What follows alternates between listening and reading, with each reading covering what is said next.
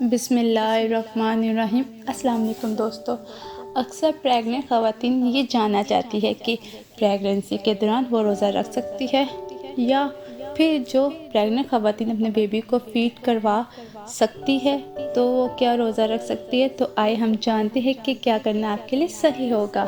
دوستو، جیسے کہ آپ جانتے ہیں کہ رمضان مبارک کا مہینہ شروع ہونے والا ہے، بہت سے لوگ اس مبارک مہینے کا انتظار کر رہے ہوتے ہیں۔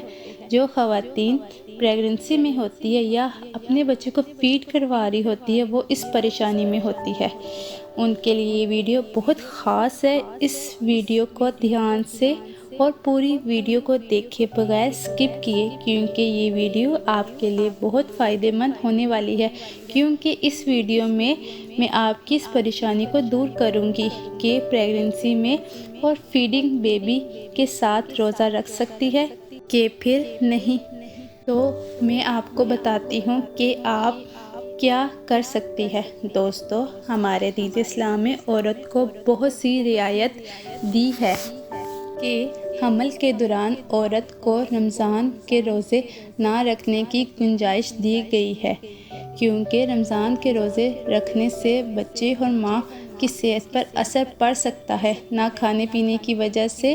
اس لیے پریگننٹ عورت روزہ نہ رکھے تاکہ اس کا بچہ صحت مند رہے، اور جب پریگننسی سے فارغ ہو جائے تو وہ اپنے روزے قضا کر لے۔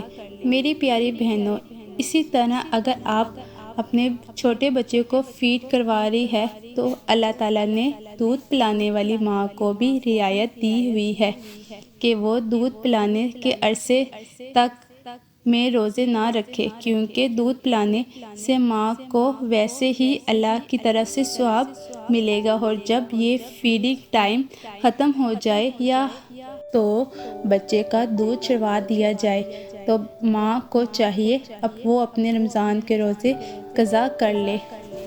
امید کرتی ہوں کہ آج کی جانکاری آپ کو پسند آئی ہوگی۔ آپ پلیز اس ویڈیو کو لائک کریں، شیئر کریں اور چینل کو سبسکرائب کریں۔ ہم ملتے ہیں نیکسٹ ویڈیو کے ساتھ۔